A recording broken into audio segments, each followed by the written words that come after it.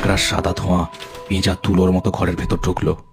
সামান্য সেই ছোট্ট জানলা দিয়ে একটা লম্বা কালচে লোক ভেতরে ঢুকলো। তার সাথে সাথে ঠান্ডা বাতাসের ঝাপটাও ঢুকলো ভেতরে। খগেন ঠান্ডায় আরো একটু কুঁকড়ে গেল যেন। ঘুমের মধ্যে একবার গুঙিয়ে উঠল সে। একটা লম্বা কালচে মূর্তি ধীরে ধীরে তার মুখের ওপর ঝুঁকে পড়ল। সাদা সূচালো দাঁত, জানলার চাঁদের আলোয় ঝকঝক করে উঠল। প্রবল অস্বস্তিতে একটা চিৎকার করে খগেন চোখ খুলল, আর সাথে সাথে তার শরীর হিম হয়ে গেল। সঙ্গে সঙ্গে প্রবল একটা আলোর ছটা এসে লাগলো কালো মূর্তিটার গায়ে। খগেন সঙ্গে সঙ্গে মাথা ঘুরিয়ে শচীন কবরেজের হাতে চলন্ত টর্চ দেখতে পেল। তিনি বিস্ফারিত চোখে ওদের দিকেই তাকিয়ে আছেন। কালো লম্বাটে লোকটা এক লাফে ছিটকে গিয়ে পড়ল ঘরের অন্যদিকে। আর হিম করা হিসেসে এক গলার স্বর শুনতে পেল খগেন আর শচীন কবরেজ। হতবাক আর ভয়ার্ত চোখে ওরা দেখলো যে লোকটা ঘরের অন্ধকার থেকে উঠে দাঁড়ালো সে আর কেউ নয়, বাদল মাস্টার। কিন্তু কি বিভৎস চেহারা তার!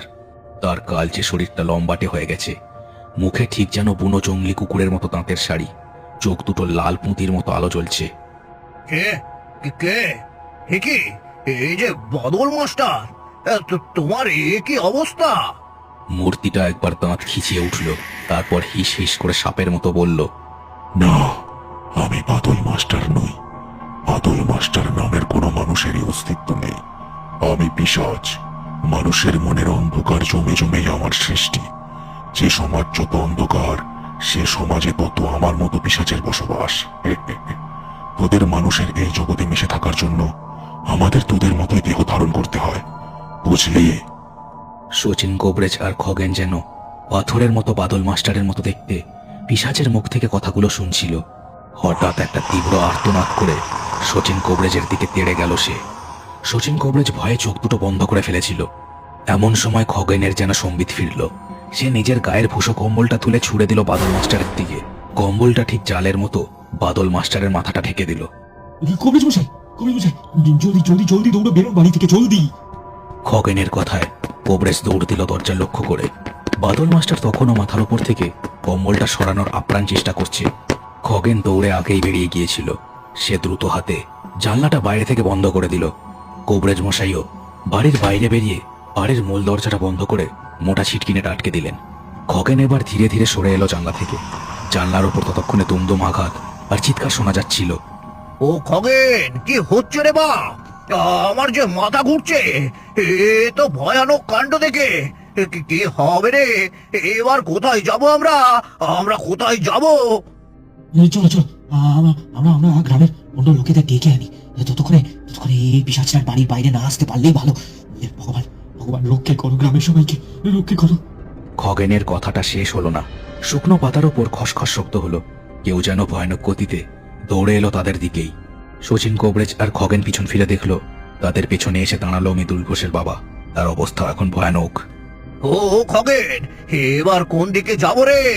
খগেন, ও খগেন, কিছু কর বাপ, তুই কিছু কর। দড়াম করে দরজাটা খুলে গেল হঠাৎ, আর বুড়ো কবরেজের বাড়ি থেকে বাইরে এসে দাঁড়ালো বাদল মাস্টার।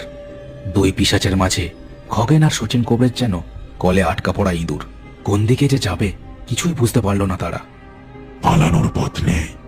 আমরা পিশাচ।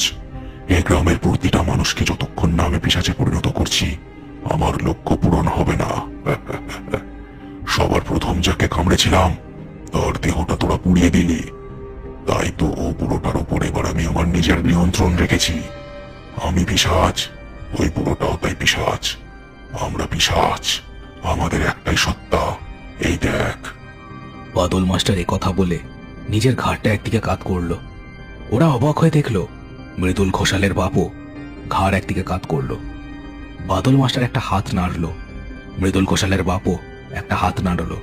ঠিক যেন কলের পুতুলের খেলা। বাবা! হঠাৎ চিৎকারে খগেন আর শচীন কবরেজের হুঁশ ফিরল। ওরা চমকে উঠে যেদিক দিয়ে চিৎকারটা ভেসে এলো সেদিকে দেখল মৃদুল ঘোষাল হাতে একটা মশাল নিয়ে দাঁড়িয়ে নিজের বাপের পেছন পেছন এখানে এসে হাজির হয়েছে সে। তার দু চোখে ক্রোধের আগুন ধিক ধিক করে জ্বলছে। বাদল মাস্টার এবার তার সমূর্তি ধরল। তার মুখটা তুমড়ে মুচড়ে বিশাল দাঁতের শাড়ি বেরিয়ে এলো। ভয়ানক তার রূপ। তোকে আমি ছেড়ে দেবো না, তোকে ছেড়ে দেবো না। কথাটা বলেই মৃদুল ঘোষাল হাতের মশালটা ছুঁড়ে দিল বাদল মাস্টারের দিকে। মশালটা ঠিক গিয়ে লাগলো তার বুকে। তপ করে জ্বলে উঠল পিশাচটার শরীর। তার সাথে সাথেই মৃদুল ঘোষালের বাপ দু হাত মাথার উপর তুলে আকাশ ফাটানো একটা চিৎকার ছুড়ে দিল। শচীন কোবরেজ আর খগেন দু হাতে নিজেদের দু কান চাপা দিল সেই তীব্র চিৎকারে। কানে যেন তালা লেগে যায় এমন সে চিৎকার। দাও দাও আগুনের শিখা আকাশে মিশতে লাগলো, আর তার সাথে মিশতে লাগলো সদ্য ফোটা ভোরের সূর্যের আলো। লালচে আভায় ধীরে ধীরে ভরে উঠল চারদিক। শচীন কোবরেজ আর খগেন তাকিয়ে দেখলো এবার ভালো করে। তাদের সামনের কুয়াশা ধীরে ধীরে সরে যাচ্ছে। কুয়াশা একেবারে পুরোপুরি সরে যেতে এবার দেখা গেল সামনের সব দৃশ্য। দুটো মানুষের অবয়ব দেখা যাচ্ছে সেখানে। মৃদুল ঘোষ হাঁটু মুড়ে বসে আছে, তার সামনে তার বুড়ো বাপের মৃতদেহটা পড়ে আছে। দেহটা দেখলে বোঝা যায় তার মৃত্যু হয়েছে প্রায় অনেকক্ষণ আগেই। বাদল মাস্টার যেখানে দাঁড়িয়েছিল সেখানে এখন শুধু কালচে ঘাসের স্তূপ জ্বলে ছাই হয়ে আছে। বাতাসে ধীরে ধীরে সেই ছাই উড়ে গিয়ে মিশছে। দিনের সূর্যের আলো জানান দিচ্ছে অশুভের বিনাশ হয়ে নতুন দিনের সূচনা ঘটছে।